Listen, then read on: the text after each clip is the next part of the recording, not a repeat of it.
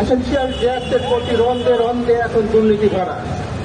প্রত্যেকটা প্লান্টে বড় বড় সিন্ডিকেট।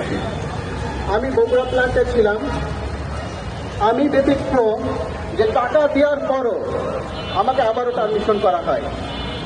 প্রথমে শওকত এমডি স্যারের বাইক আমাকে প্রস্তাব পাঠায় 5 লাখ টাকা দিলে পারমিশন করা হবে না। আমি টাকা দিতে অস্বীকার করলে তারপরে তিনি আমাকে পারমিশন করা হয়। পারমিশন করার পর আমাদের এখানে প্ল্যান্ট প্রধান ছিল হেলাল উদ্দিন, তার মাধ্যমে আমার কাছ থেকে 5 লক্ষ টাকা নেওয়া হয় শওকতের নাম বলে। নেওয়ার পর তারপরে তিনি আমাকে জয়েন্ট দেওয়া হয়। জয়েন্ট দেওয়ার পর আমার কাছে আবার 15,000 টাকা দেওয়া হয়।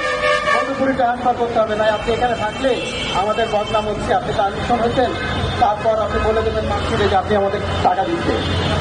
আমার এখান থেকে মধুপুর আবার ট্রান্সফার করা হয় 3 দিনের মধ্যে। মধুপুর ট্রান্সফার হওয়ার 15 দিন পর আবার আমাকে পারমিশন করা হয়। আমার কাছে হেলাল উদ্দিন আবার 2 লাখ টাকা দাবি করে যে এমনি বাইরে থেকে আপনি 5 লাখ টাকা দিচ্ছেন, আমাকে 2 লাখ টাকা দিবেন না, আমি তো আপনার চাকরি রাখতে পারি, খাইতে পারি। এই পরিস্থিতিতে আমার আবার চাকরি চলে যায়।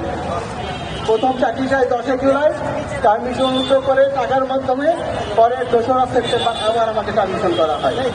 এসেনশিয়ালের এই হলো বর্তমান অবস্থান। যে টাকা দিবে সে থাকতে পারবে, চাকরি করতে পারবে, যে টাকা দিবে না তাকে চাকরিতে রাখবে না, যাকে মনে চায় রাখবে, তাদের যাকে মনে চায় রাখবে না। প্রত্যেকটা রন্ধে রন্ধে দুর্নীতি, যা 100টার উপর নিউজ করা হয়েছে নানান মিডিয়া সহ পত্রিকায়। কেউ দেখে না, কেউ দেখতেছে না বলে আমরা আজকে মানববন্ধন করছি। আমরা উপদেষ্টা মন্ডলী, সচিব মহোদয় স্যার, যারা উদ্বোধন কর্মকর্তা আছেন, এসেনশিয়াল গ্যাস রক্ষণাবেক্ষণ করেন, তাদের দৃষ্টি আকর্ষণ করছি।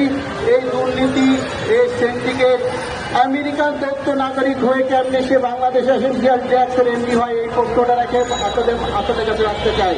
আমেরিকার নাগরিক হয়ে 1 দিনের মধ্যে পুলিশ ভেরিফিকেশন করে সে কেমনি এমডি হয়? বাংলাদেশে এরকম সংবিধান আছে কিনা?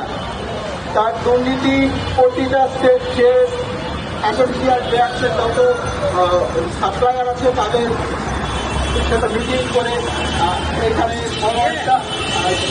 টেন্ডার বাণিজ্য করছে, এখানে নিয়োগ বাণিজ্য, এখানে ভর্তি বাণিজ্য, এখানে পার্মানেন্ট বাণিজ্য, সকল রকমের বাণিজ্য এখানে হচ্ছে।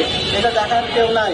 আমরা দুদকের দৃষ্টি আকর্ষণ করছি যাতে দুদক এই দিকে লক্ষ্য রাখে, এই দর্শক, এই এমডি যাতে অবিলম্বে তাকে বহিষ্কার করা হয় এবং আইনের সমর্থ করা হয় এবং ধর্ষণ মামলায় যাতে গ্রেপ্তার করা হয়।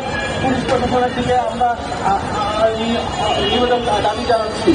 অন্যথায় আমরা আরও কঠোর হতে বাধ্য হব, আমরা যমুনামুখী হতে বাধ্য হব। আমাদের কোনো দিকে বাধ্য করবেন না। আমাদের 68টি পরিবারের দিকে তাকিয়ে, 800 জনের দিকে তাকিয়ে, 800 জন এমপ্লয়ের দিকে তাকিয়ে, প্রত্যেক এমপ্লয়ের সংসার আছে, বউ আছে, তারা এখন রাস্তায় বেড়ে গেছে। তাদের অবস্থান অনেক সংকটপন্ন। আমরা দাবি জানাচ্ছি আমাদের যেন পূর্ণ জয়েন দেওয়া হয়, আমাদের দিকটা বিবেচনা করে আমাদের জন্য আবার দেওয়া হয়।